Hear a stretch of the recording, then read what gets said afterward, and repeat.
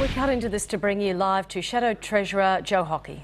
Monthly data, but the National Australia Bank monthly business survey, which has only just been released, is one of the more alarming set of figures that I've seen in the last few years. The National Australia Bank states that business conditions and capacity utilisation have slumped to a 4-year low in the Australian economy.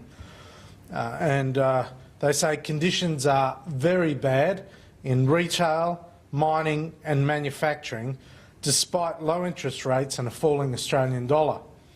They say there is a bit of upside in the signs in relation to exports. The bottom line is that business confidence is flat, but business conditions are clearly deteriorating across Australia. Trading and profitability are also deteriorating, and we have negative performance in every criteria covering employment, forward orders, stocks, exports. The more concerning suggestion is later in the data, which suggests that in fact capital expenditure is looking as though it's going to deteriorate quite markedly. And quoting the National Australia Bank, uncertainty associated with the forthcoming federal election may be a negative for capital expenditure plans. The bottom line is Australia can no longer afford to have a government that is procrastinating about an election. The uncertainty about election timing is clearly having an impact on an already fragile Australian economy. The National Australia Bank survey is a devastating analysis of the state of the Australian economy at the moment, and even then the shenanigans in the Labor Party occurred at the very end of the survey month, which suggests that the last recorded month, that being July, which we're in at the moment, is going to be even harder for Australian business than what has been a deteriorating trend. It's been Tony Shepherd, the President of the Business Council of Australia, who has said that it's better to get on with having an election. He said business is on hold at the present time. And Peter Anderson, the Chief Executive of the Australian Chamber of Commerce and Industry, and a number of major employers have also said we need to get rid of the uncertainty, we need to have an election now. Let me be very clear. The uncertainty around the election, the uncertainty based on Mr Rudd's focus on himself and the Labor Party, rather than the state of the Australian economy, is now having a profound negative impact on the Australian economy. And this business survey, which is alarming to say the least, is clearly indicating that the Australian economy is deteriorating under Labor's watch, and it will continue to do so whilst the Labor Party continues to focus on itself, focus on its own shenanigans, rather than focus on the performance of the economy more generally. And I say again, now is the time to remove uncertainty and instability. Kevin Rudd needs to call an election now, otherwise we are going to continue to see the Australian economy deteriorate. Are the conditions referred to in this survey solely created by the government? There are a number of factors that are at play, but you would have thought that the falling Australian dollar would have helped Australian business. I have been making the point that whilst we welcome a falling Australian dollar, the speed with which the dollar has fallen is going to have a negative impact on the economy, and you are starting to see it right here. I am vindicated by what has been produced by the National Australia Bank today, which says that the falling Australian dollar is not necessarily helping the economy, but in fact the speed with which it is falling, I can say to you, is going to be evident in higher fuel prices. Now, Mr Bowen, the new Treasurer, he's a novice to the job. He doesn't understand that a rapid increase in fuel prices is going to have an immediate negative impact on business and consumer confidence. What this survey states is that business and consumer confidence is already extraordinarily fragile, and in fact the business survey indicates that the economy is deteriorating. It's deteriorating in the month of June. So with rising fuel prices and the carbon tax going up on the 1st of July after this survey, you are going to see further negative sentiment flow through, and the shenanigans in Canberra will continue to have an impact on that. What's your response to Malcolm Turnbull saying last night on Q&A that the Coalition's direct action climate change policy is a short-term approach that's not designed to work beyond 2020? Well, as Mr Turnbull said, as Tony Abbott said this morning, the fact of the matter is that if the world comes together in pricing carbon across their whole economies, then Australia stands prepared to look at joining them. But this idea that somehow direct action stands out by itself is laughable, given that President Obama himself is committed to direct action and certainly doesn't have an economy-wide trading of carbon prices. Do you agree with Mr Turnbull that to reduce emissions over the very long term, a market price on carbon is needed? Well, I didn't see Q&A last night.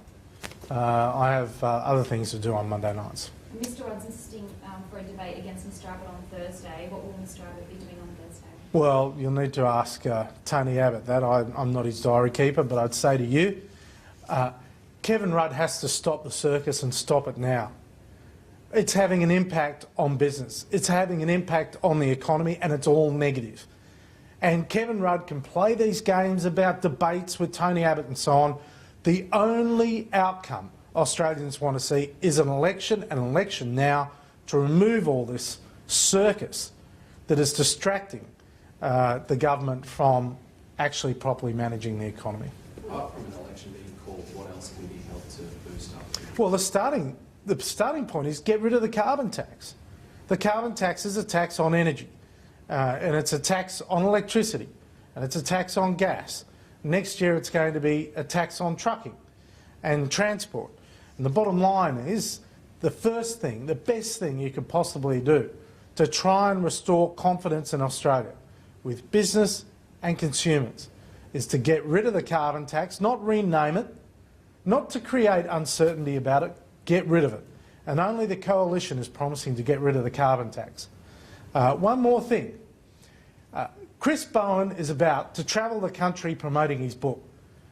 Chris Bowen should be focused on the state of the economy right now. Chris Bowen should be releasing the books that have been provided to him by Treasury on the state of the government's finances. Because whilst there's this wild speculation around that the government's going to increase Newstart, that the government's going to cut company tax for small business, that the government's going to get rid of the carbon tax and replace it with an ETS, it just adds to the uncertainty and the instability that is quite clearly, according to the National Australia Bank survey, undermining the Australian economy. Now, the best thing Labor can do for the Australian people is call an election. That's what matters. The Australian people want to decide who the Prime Minister is. They don't want it left to the Labor caucus, the Labor Party members. The Australian people want to decide who should be Prime Minister. And what specifically can the government do about rising fuel prices? Well, the starting point is recognise it's a problem. It was Kevin Rudd and Chris Bowen as a duo who set up Fuel Watch, and it failed. Labor has no answer on rising fuel prices, but I say to you this, it'll be the Coalition that abolishes the carbon tax as it will apply to fuel in the future, because that's the Labor Party's policy. The carbon tax will increase the cost of fuel. It is the Coalition that is going to abolish the carbon tax. And the fact of the matter is that fuel prices the rising fuel prices continue to have a negative impact on consumers, they have a negative impact on business, because it increases the cost of living. And the best way to reduce the cost of living is to remove the embedded taxes like the carbon tax, which in itself increases the cost of production. And one of the areas that they said today in this NAB survey that is doing it toughest is manufacturing. Well, manufacturing has an embedded cost with the carbon tax. And the best way to address this, get rid of the carbon tax. Apart from the carbon tax, anything else in the Australian government's control that they can do about the fuel prices? Well, the starting point is that. The starting point is get rid of the carbon tax, which adds to the cost of transport as it's going to apply into the future. And the fact is, Labor has just increased the carbon tax. It's $24.15 a tonne. Now, Kevin Rudd voted for that. Now he cries crocodile tears about it. But he voted for it just a few weeks ago to increase the carbon tax. And now he's so upset about it, he's promising to get rid of it. Well, there is no one that speaks on both sides of the fence like Kevin Rudd. He is the master of it. And quite frankly, I hope Australians see through it that it's still the same old Kevin Rudd, the one full of bluff and bluster, the one with the grand announcements that does absolutely nothing to make life easier for families and small business. Will you be debating Mr Bowen anytime soon? Absolutely. As soon as the election's called, we'll be debating it.